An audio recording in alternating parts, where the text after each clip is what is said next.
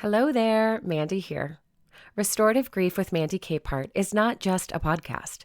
It's also a book, a free online grief group, and a one-on-one private coaching practice. If you are interested in learning more, visit mandykapehart.com to find out how restorative grief can help you heal heart, mind, body, and spirit. Welcome back to Restorative Grief with Mandy Capehart.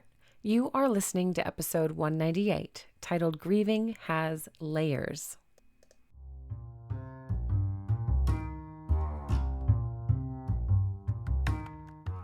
Do you know where to begin when you're grieving? Most of the time, we suspect we simply wait until it hurts too much, then allow ourselves, or don't, to burst like a dam until the tears stop applying emotional pressure.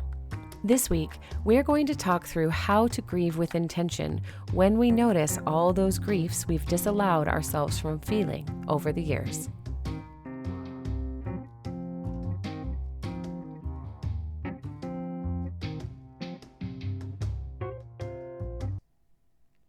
I spent a few hours with friends this week talking about how the experience of grief is never simple. It's not simple in the way we express it, the way we live through it, the way we understand it. Grief is one of the most complicated experiences of life, and that's just it. It's also a part of life that we cannot avoid, no matter how insulated or carefully we live. But here's where I laugh every single time someone wants to talk to me in a curious, tell me about the work you do kind of a way. Because ultimately, I tell them grief is simple, but grieving is not. When we think about the complicated nature of grief, we begin to notice how simple it really is. We grow attached to something or someone, and when it leaves us, we lose a part of that attachment. Not in any way that we stop caring about the thing or the person we've lost, but in a way that we are altered from expressing our attachment as we once did.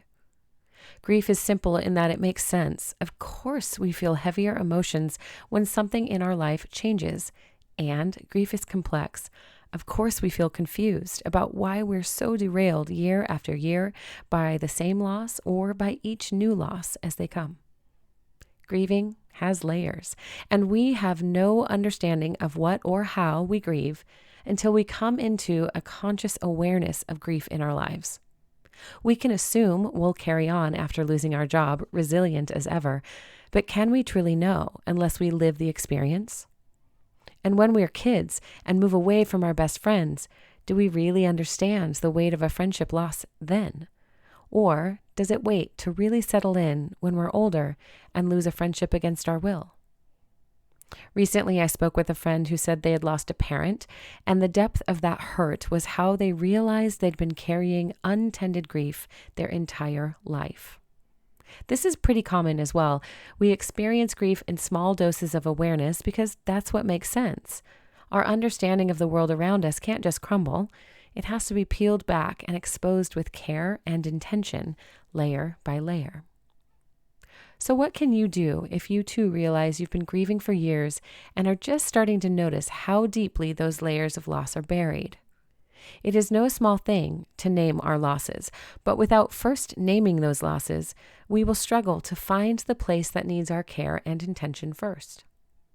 Whether we are dealing with collective traumas or individual griefs, we must pull away from the comforts that keep us isolated. The armor of our ego, pretending we're fine and strong through it all, only serves as make-believe. Can the armor make us believe that we are okay? Of course it can. Right up until we recognize how much heavier it becomes with each new grief event. See, we are called into the depths of our own stories, of who we are, of the places we have come to fear the most, simply to find that our shadows in this life are opportunities for care and compassion. When we begin to take care and offer compassion to ourselves, we learn more about who we really are.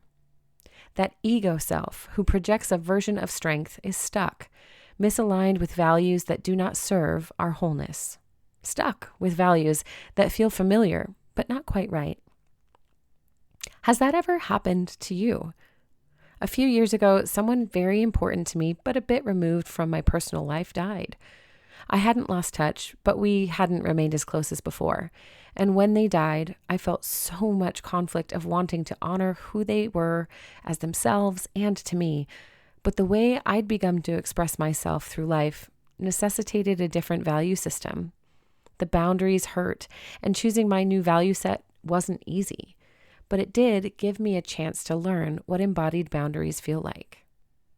When we grieve, understanding how grief and boundary work and attunement feel in our bodies is necessary. I'm going to say that again.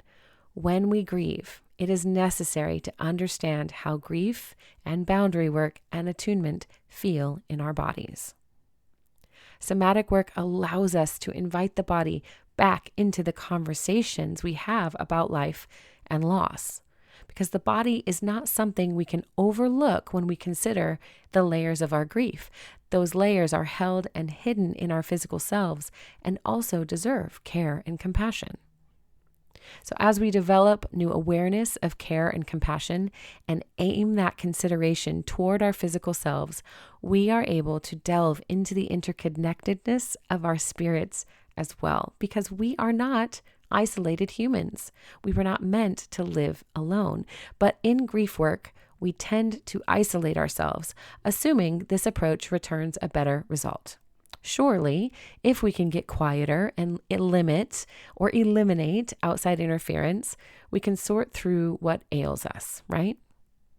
While this can be a helpful approach short term, ultimately it trains us to isolate long term too. Our work in grief must be inclusive, bringing ourselves and others toward one another in a way that feels like attunement, not just a venting session. Those venting sessions, for what it's worth, as cathartic as they might feel, are often the reason we can't tolerate being with others while we grieve for more than a few minutes. It is the work of the griever to name their losses and teach others how to hold space for them too. And it is not fair, I'll give you that. But if we want to heal in a way that allows us to have safety when we return to our more regularly scheduled programming, we cannot pretend a quick vent and topic change is effective. When we share our pains, we must also develop restraint in how we share for the sake of marking the space, for silence, for reflection and compassion to settle into the conversation where we can teach our people what it means to tolerate the discomfort of grief without rushing to repair. It is in the space of distress tolerance that our layers can peel back for care. When we recognize that distress is not permanent, that our grief is not static, and that our social support is capable of being present, we will feel the safety we need on a bone-deep level. Put another way, we will feel it somatically, and we can experience the security of a stable and caring relationship with ourselves, not just with others. Humans who trust themselves are practicing attunement with the self that we often struggle to know and love the most. Because how easy is it to criticize the hurting self within us when we don't know much about them? We are taught culturally to dismiss and move along quickly so as to keep productivity and efficiency front and center. But for those of us who grieve, we also know that mode of living just does not serve any longer. So this is it. This is the chance you have to stop performing your life and start embodying it. Even the hardest parts where grief is buried deeper than you suspect. Let yourself explore what you are carrying. Let yourself confess the layers of loss, if only to yourself in a mirror. And when you face yourself, your harshest critic, with curiosity and compassion, the care begins to surface. Naturally, you are drawn in toward the parts of yourself who need you the most, those younger parts, left to grieve on their own, those scared parts, trying their best to create safety with outdated tools and strategies. You are the person you needed when you were younger. And again, while that is not fair, it's also the start of creating conversation about who else and what else you need now as you continue the intentional work of peeling back your layers to make way for healing.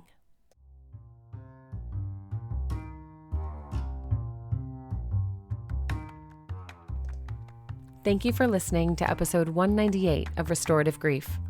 This project of grief work through my adult life is only a project in name to make it sound less ongoing and more manageable.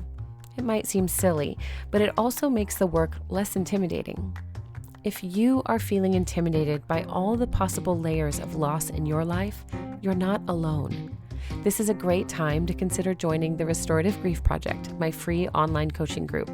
It's low-key and low engagement, meaning you can simply see all the prompts and reflect as you feel drawn. If this is your first time listening to the podcast, thank you for being here. This is a perfect moment for you to hit that subscribe button and to leave a 5-star review so other grievers can find this resource too. Thank you, as always, to the patrons of this show. And if you are interested in workbooks for each episode and bonus monthly episodes, you can become a patron for as little as $4 a month. And as always, before we go, one last thing. Please remember, the only solution for grief is to do the work of grieving. Thank you for listening. I'll see you next week.